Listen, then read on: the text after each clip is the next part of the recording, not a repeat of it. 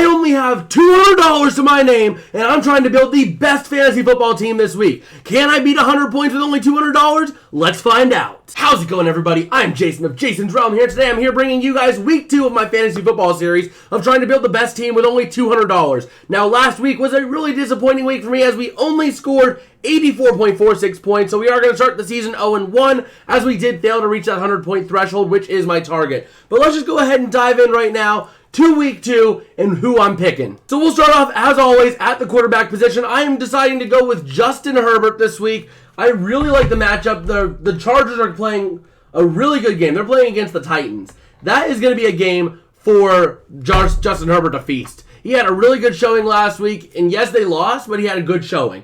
And I think he just builds off it. The Titans' defense isn't really that great, so Justin Herbert's a safe pick for me. Start him if you have him. For my running back 1, I am going to be picking Josh Jacobs. Josh Jacobs for $29. Herbert was $16, so right now we are at like $45, which is fairly good. And Josh Jacobs, he's going up against the Buffalo Bills. And with him going up against the Buffalo Bills, that defense is not great at defending the run. We saw that last night. That's how the Jets were able to stay in it, was through the run game.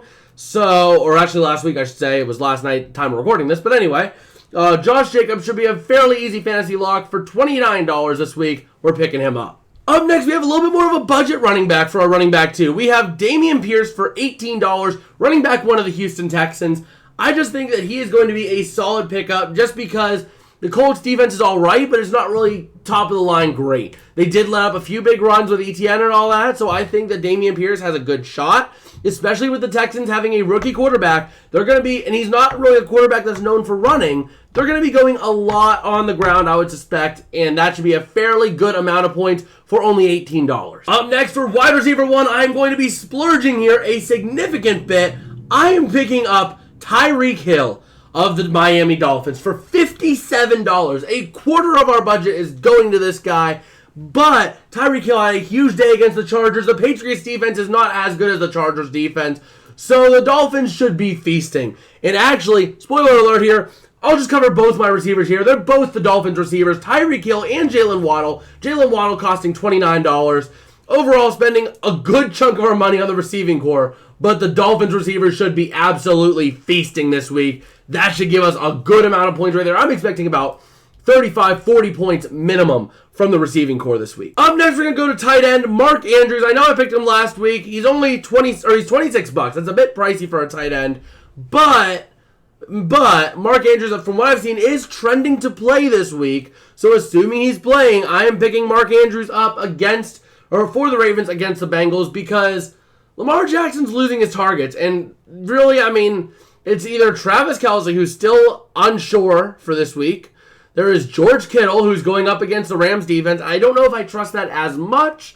And then we have Mark Andrews. I really trust Mark Andrews a lot more. So I just decided to go with him for $26. He was cheaper too. He's a good budget option. All right, for the flex position, I am going with running back James Cook of the Buffalo Bills for $15. Cook, I think, is going to be a big impact in this game against the Raiders just because the Bills are going to need to settle back in. Josh Allen is going to have to reset himself after an atrocious game in the air.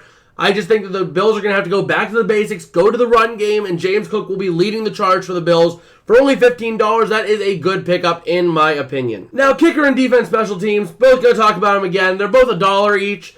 I went with Cameron Dicker of the Los Angeles Chargers because I think the Chargers are going to put up a lot of points this week. So there is just no doubt in my mind that he's going to have a solid showing for a kicker. And meanwhile, defense special teams, who else can you go for? The Dallas Cowboys. They're playing up against a Jets team that is going to be lacking Aaron Rodgers. You're going to have Zach Wilson at quarterback. That is an absolute gimme for that Cowboys defense, as long as Wilson is still the same Wilson that we saw before, which it seemed like he was. So, really, the Cowboys have a very easy matchup coming up. I know they only had a huge game last week, putting up 34 points, fantasy-wise, but I just think they're going to be set up for another big week here. And that leaves our total to $192 spent total. Alright, so that is the fantasy lineup I am going with this week. If you have any of these players, I would recommend starting them. The only one I'm a little unsure on is Mark Andrews, just because I want to make sure he's playing. But at the same time, this feels like a good roster. If you have any of these players, really consider starting them in your league. That'll be your key to success, and we will try to be over 100 points this week. We only spent $192, so we have $8 of wiggle room too. But anyway, that's about going to do it for me today. If you guys did like, don't forget to smash like and subscribe. It does help me out a whole lot. It lets me know that I'm making content that you guys enjoy, and I'm using these as little pointers now.